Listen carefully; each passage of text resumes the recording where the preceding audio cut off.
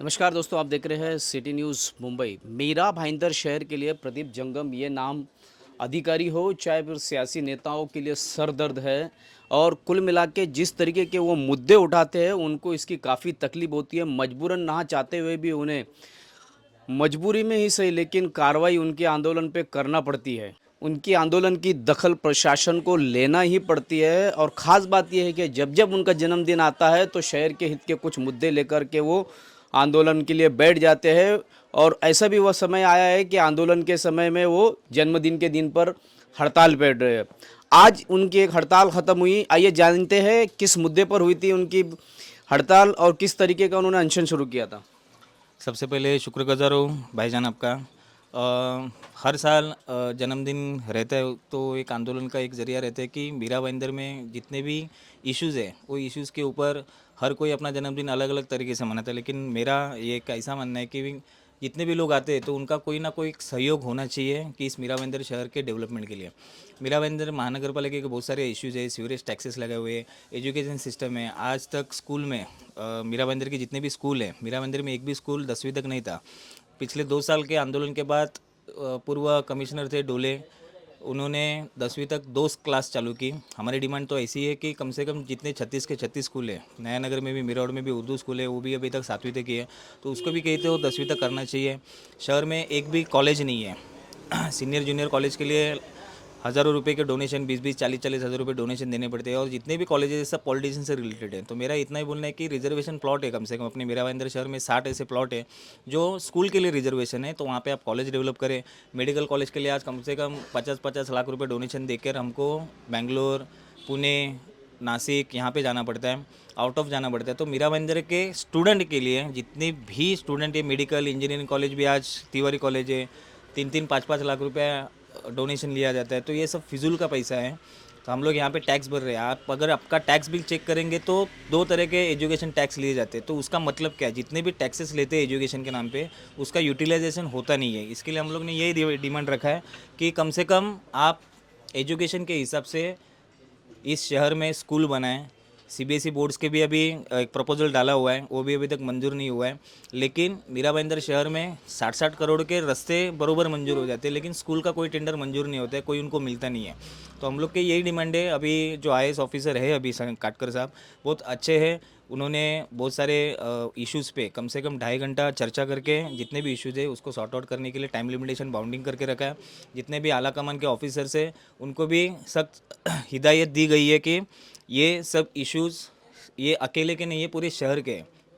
मीरा भाईंदर शहर में illegal structures जो बनाते हैं उनके ऊपर से कार्रवाई होती है, लेकिन पैसा हम लोग के टैक्स से वसूला किया जाता है। तो उनकी अगर वो वसूली करेंगे तो कम से कम 25 से 30 करोड़ का मुनाफा कॉरपोरेशन को होगा। बहुत सारी जगह पे सीवरेज टैक्सेस लिए जाते हैं, मतलब भाईंदर वेस्ट से राई मुर्दा से लेके उत्तन तक सीवरेज लाइन डाली नहीं है, लेकिन पिछले 10-10 सालों से उनका टैक्स लिया जा रहा है। तो वो भी उसी के ऊपर भी विचार होना चाहिए। मीरा भाईंदर शहर में बहुत सारे ऐसे बिल्डर्स लॉबी हैं जिनके इलीगल स्ट्रक्चर्स है, उसके ऊपर अभी तक किसी ने कार्रवाई करने की हिम्मत नहीं की थी। लेकिन कल बालाजी बिल्डर्स, वेंकटेश बिल्डर्स जो थे, उनका एक स्ट्रक्चर था बालाजी कॉम्प्लेक्स का, उसके ऊपर एमआरटी भी दाखिल कर दिया है उन्होंने कल। तो ये तो सिर्फ शुरुआत हुई है। तो जितने भी इलीगल स्ट्रक्चर्स है हम लोग को तो इतना ही बोलना है कि इलीगल स्ट्रक्चर्स करते तो 10 गुना 100 गुना ज़्यादा उनको फ़ाइन लगाए, जिससे महानगर पालिका को करोड़ों रुपए का बेनिफिट मिले और सामान्य लोग, आम लोग जो हमेशा हर 2 साल में टैक्स भरते हैं वो किधर तो कम होते जाए। होर्डिंग्स के विषय पे कम से कम 60 से 70 करोड़ रुपया घाटे की टेंडर एक सॉल्यूशन एडवर्टाइज करके है उनको दिया हुआ है उन्होंने। तो ये 60-70 करोड़ रुपया घाटे की निविदा प्रक्रिया जो उन्होंने मंजूर की वो कैंसलेशन के लिए हम लोग ने बोला हुआ है। ऑलरेडी जो 120 रुपया पर फुट देने के लिए लोग रेडी है, आपने 80 रुपया फुट जो देता है उसको आपने कैसे टेंडर मंजूर किया, वो एक विषय है। दूसरे जितने भी पेट्स है, बहुत सारे लोगों के घर पे कुत्ता बिल्ली, उत्तन बित्तन साइड में मीरा रोड में भी बहुत सारे लोग घोड़े भी पालते हैं। वो अगर डेथ होते हैं तो उनको दफन करने के लिए कोई जगह नहीं है, इसके लिए वो भी एक इशू उनको ये कर दिया। हाल ही में एक बिल्ली को जलाया था भाईंदर वेस्ट की स्मशान भूमि में। तो जहाँ पे आदमी को अग्नि दी जाती है वहाँ पे जानवर को भी दी जाती है। तो मतलब कुछ तो सेंस होना चाहिए कि एटलीस्ट एक जगह डेवलप करें आप। तो कल कमिश्नर ने एक 50 लाख रुपए का बजट के हिसाब से बोले कि उन्होंने कि मशीनरीज, विद्युत दाहिनी जिसको बोलते हैं, इलेक्ट्रिक मशीन्स हम लोग यहाँ पे डेवलप करेंगे। और शायद से पहली महानगर पालिका होगी जो पर वार्ड, मतलब एक मीरा रोड में, एक काशीमीरा में, एक नवगर में और एक भाईंदर वेस्ट में, ऐसे 4 जगह पे उन्होंने बोले कि हम लोग जगह का मुआयना करके, और होता है तो जितनी मतलब जितनी स्मशान भूमि अभी है उसी में एक जगह, एक रूम बनाकर उसी में मशीनरी फिट करके हम लोग दफन भूमि का ये जो आपका इशू है, क्योंकि दफन करने के लिए जगह भी उतनी नहीं मिलेगी, क्योंकि आदमी लोग के लिए भी, शिया सुन्नी जमात के भी लोगों के लिए, मुस्लिम कम्युनिटीज़ के लिए भी और क्रिश्चियन कम्युनिटी के लिए भी दफन करने के लिए दफन भूमि नहीं है। तो वो भी इशू प्रस्तावित है उत्तर में। 352 नंबर का जो रिजर्वेशंस है वहाँ पे 3 हेक्टेयर जगह पे सर्वधर्मीय, मतलब उसमें लिंगायत लोगों के लिए भी दफन की मतलब हिंदू लोग में एक वीर शैव धर्म है, उनको भी दफन किया जाता है। तो उसमें उन्होंने जगह मंजूर करने का ये रखा हुआ है। 352 सर्वे नंबर है जो उत्तन का, उसमें जितने भी मुस्लिम कम्युनिटीज़ है, क्रिश्चियन कम्युनिटी है, उनकी सिमेंट्री का उन्होंने प्रपोजल रखा हुआ है। दूसरे गोल्डन नेस में एक डीपी रोड है, वो डीपी रोड आज तक डेवलप नहीं हुआ, उसी के लिए भी 45 डेज़ का उन्होंने टाइम बाउंडेशन डाल के दिया हुआ है। ऐसे बहुत सारे मुद्दे डिस्कस किए। 6 ओपन एम्यूनिटी स्पेस है, जिसमें सोनम बिल्डर का एक 1100 मीटर का प्लॉट है, 711 कंस्ट्रक्शन का 375 मीटर का प्लॉट है, रश्मि डेवलपर्स का है, रवि डेवलपर्स का है। एक म्हाड़ा के अंदर में 4,500 मीटर की जगह है, इतनी बड़ी जगह आज तक हमारे कब्जे में नहीं आई, तो लेकिन उसका कोर्ट कचहरी केस चालू है, लेकिन हमारा लॉ डिपार्टमेंट कुछ काम नहीं कर रहा है, वो उनका फेलियर है। तो उनको कमिश्नर से को बोला है मैंने कि स्पेशल एक कमिटी, लॉ कमिटी जो एक्सपर्ट्स है, अब बड़े बड़े वकील सिर्फ जो केसेस इनको हैंडल कर सकते हैं, तो उनको ये दी जाए कि अगर कल को 4,500 मीटर अगर जगह आती है तो बहुत बड़ी एक उपलब्धि महानगर पालिका को कुछ अच्छा डेवलप करने वहाँ पे मिल जाएगा। तो ऐसे 6 प्लॉट का मुआयना सोमवार को रखा है कमिश्नर ने, लेकिन IAS ऑफिसर जो बन के आए काटकर साहब, उन्होंने स्ट्रिक्टली सभी को इंस्ट्रक्शन देके ये सब काम विद इन 45 डेज करने के लिए बोला गया। तरीके से राजू मुत्था पर, बिल्डर राजू मुत्था पर एफआईआर दर्ज हुई एमआरटीपी की। क्या विधायिका गीता जैन के पति यानी सोनम बिल्डर पर भी क्या कार्रवाई होगी क्या, क्योंकि अवैध निर्माण की उसकी भी शिकायत है, क्या कहेंगे आप? देखिए कैसा है कि इंटेंशनली कोई व्यक्ति ने, मेरा तो कम से कम मीरा भाईंदर के 38 बिल्डर्स है जिन्होंने भी एमआरटीपी नियमों का उल्लंघन किया हुआ है, शासन का अगर पैसा डुबाया हुआ है, तो निश्चित ही सभी के ऊपर कार्रवाई होगी। ठीक है, महानगर पालिका है, सिस्टम से, पॉलिटिशियन के दबाव में कार्रवाई होती नहीं है, लेकिन कल जो एमआरटीपी का एक गुना दाखिल हुआ, उसी के बेस का आधार लेते हुए जितने भी बिल्डर्स लॉबी जिन्होंने उल्लंघन किया हुआ है, जिनके लेआउट्स पे, शांतिनगर का लेआउट है, गोल्डन एस का लेआउट है, वो भी तो सोनम बिल्डर्स का ही है, 711 का अपना घर का लेआउट है, उन्होंने तो एक 275 चौरस मीटर जो जगह है वो गार्डन की जगह थी, महानगर पालिका को हैंडओवर करनी थी, पेपर बनाए, कब्जा दिया, 7/12 पे नाम लाया, लेकिन वो जगह सोसाइटी को हैंडओवर किया उन्होंने। तो मैंने कमिश्नर को भी यही बोला है कि ठीक है, सोसाइटी से भी बातचीत करके जितना महानगर पालिका के आजू बाजू की सोसाइटी है, क्योंकि महानगर पालिका का उधर गार्डन डेवलप होना चाहिए, ना ही कि सोसाइटी का। तो ऐसा कोई ये नहीं है कि स्पेसिफिक सोनम बिल्डर ही नहीं, मीरा मंदिर के 38 बिल्डर्स है जिन्होंने भी उल्लंघन किया है यूएलसी के अंतर्गत। यूएलसी का जो मुद्दा अभी सेशन में उठाया था दोनों विधायक ने, तो मैंने भी हमारा डिमांड ये रखा है कि जितने भी इलीगल एक्टिविटी चलती है उनको एटलीस्ट आप 100 गुना ज़्यादा पैसा उनसे वसूल करो, और आम आदमी लोग के ऊपर जो टैक्सेशन का हमेशा आप बोझ बढ़ाते रहते हो, अभी भी 3-4 महीने के बाद में टैक्स बढ़ने वाले हैं शायद से, तो उसी के बेस पे हम लोग हमेशा टैक्स बढ़ते हैं तो लोगों को पता नहीं चलता है। लोग तो टैक्स का बिल भी चेक नहीं करते कि कितना टैक्स आता है, कितना टैक्स नहीं आता है। एजुकेशन के 2-2 टैक्स है, सीवरेज का टैक्स है, फायर ब्रिगेड टैक्स है, स्वच्छता का टैक्स है, अभी रोड टैक्स भी लगाया था, ठीक है वो हटाया क्योंकि मीरा बंदर के सभी लोगों ने उसका विरोध किया, इसकी लड़ गया। तो लोगों को भी ये समझना चाहिए कि एक्चुअल हमारे शहर में क्या चल रहा है।